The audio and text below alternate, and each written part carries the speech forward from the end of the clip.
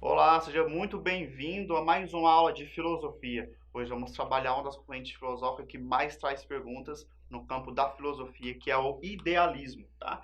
Então, na aula anterior trabalhamos sobre o empirismo, que é a vertente que diz que todos os conhecimentos são advindos dos nossos cinco sentidos, e hoje é sobre o idealismo, que é uma vertente filosófica totalmente diferente do empirismo. Vamos estudar a origem e as características dessa corrente filosófica. Então, o que é o idealismo? O idealismo é uma das mais importantes correntes filosóficas da modernidade. Muitos estudiosos afirmam que as origens dessa escola de pensamento estão na Grécia Antiga, sobretudo com a filosofia de Platão. Então, na Grécia Antiga, ali nós tínhamos ali a Platão, que dizia que existia, além do mundo físico, existe um mundo suprassensível, que nós não temos acesso a ele. Então, aqui, por exemplo, nós temos dois tipos de mundo. O mundo sensível, chamado de fenômenos, né, que corresponde ao mundo dos fenômenos, que são os objetos, as coisas que estão aqui, que nós podemos tocar e alcançar. Além do mundo sensível, nós temos o mundo inteligível, que está fora de nós, está muito além do que nossos sentidos podem alcançar, chamado mundo das ideias, né? Que é o mundo sensível, então, corresponde ao mundo das ideias. Então, quando se diz idealismo, se remete muito à palavra ideia, que está na nossa mente, nós não temos acesso diretamente a ela, tá? Então, você não pode tocar a sua ideia, você percebe que você está pensando, por isso que se chama de ideia, idealismo, tá?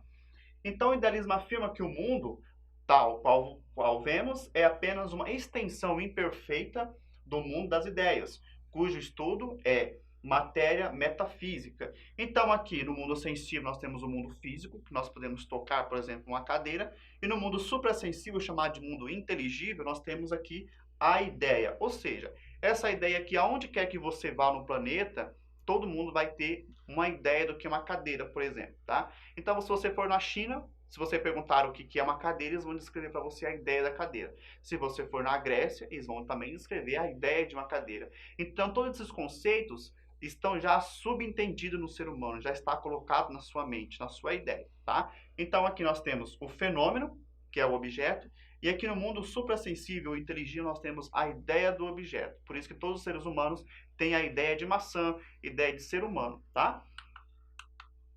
Eu trouxe aqui também, por exemplo, a foto de Platão, tá? Que foi do grande repercussor desse movimento filosófico do idealismo. O idealismo parte da ideia de que o mundo não é cognoscível, ou seja, a gente não pode alcançar com nossos sentidos. Ou seja, não pode ser compreendido. Isso porque os sentidos humanos deformam o objeto de análise, impedindo que ele seja conhecido em si mesmo. O único caminho para descobrir o mundo é através de ideias e conceitos, como diz a teoria das ideias de Platão. Então, Platão está dizendo o seguinte, assim, como que nós podemos, quem que te ensina o conceito de infinito, por exemplo? Não tem como a gente descrever o infinito. Se alguém te perguntar, descreva, por exemplo, o infinito, é praticamente impossível a gente descrever o infinito como objeto em si, que é diferente de uma cadeira. Você consegue descrever uma cadeira, quatro pernas, um assento, um encosto. Agora vamos descrever, por exemplo, a ideia de imortal. Como que você vai descrever a imortalidade, né? Você vai dizer, a pessoa morreu e vai para o céu, para o inferno, vai viver lá. A gente consegue descrever o local onde está a alma, por exemplo, mas a imortalidade a gente não consegue descrever, né? Nem o infinito. A gente, quando falamos infinito, a gente remete muito ao espaço, né? O espaço é infinito, mas o que garante que realmente o espaço seja infinito e de que forma esse conhecimento é passado de pai para filho?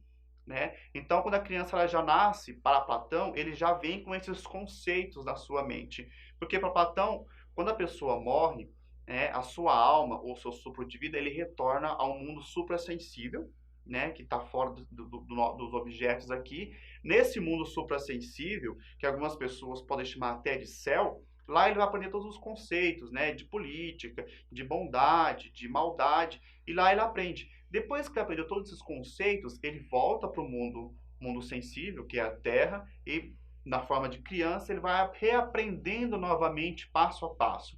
Por isso que é praticamente impossível alguém descrever a noção de infinito, porque ele já veio do mundo das ideias com essa intenção, né, embutido na sua própria consciência, o conceito de imortalidade, infinito, bondade, por exemplo. Se alguém te perguntar o que significa bondade, a gente se remete muito ao ato em si de ser bom, né? Doação de dinheiro para uma caridade, alimentar um mendigo, mas é o ato em si que o torna bondoso. Mas o que seria a bondade propriamente dito, se ela realmente pode ser descrita como um objeto, pode ter uma perna, dois braços e assim por diante. Então, Platão está questionando isso, que é ao contrário do empirismo, que é uma corrente totalmente diferente do idealismo, ele vai dizer que nossos conhecimentos advêm dos nossos cinco sentidos. Já para Platão não existe isso. Nossos cinco sentidos, eles são limitados. É como se você estivesse olhando para o Sol à distância, né, à distância. Para nós aqui na Terra, o Sol é muito pequeno, assim como a Lua e as estrelas. E se você for analisar mais próximo ainda, pegar um telescópio, você vai perceber que o Sol é bem maior que a Terra. Então ele está falando o seguinte, os nossos cinco sentidos nos enganam. Então temos que deixar de lado nossos sentidos e se basear no mundo das ideias. Nós viemos de algum lugar e vamos retornar para ele de alguma forma. E lá nós vamos aprender todos esses conceitos novamente, tá? E nós voltamos para a Terra e vamos reaprender, ou seja, aplicar aqui na Terra a noção de bondade, justiça, infinito, imortalidade e assim por diante, tá? Por hoje é só, eu espero que vocês tenham gostado, assista às aulas anteriores para compreender melhor a diferença entre empirismo e idealismo e eu aguardo vocês na próxima aula e até mais. Tchau, tchau.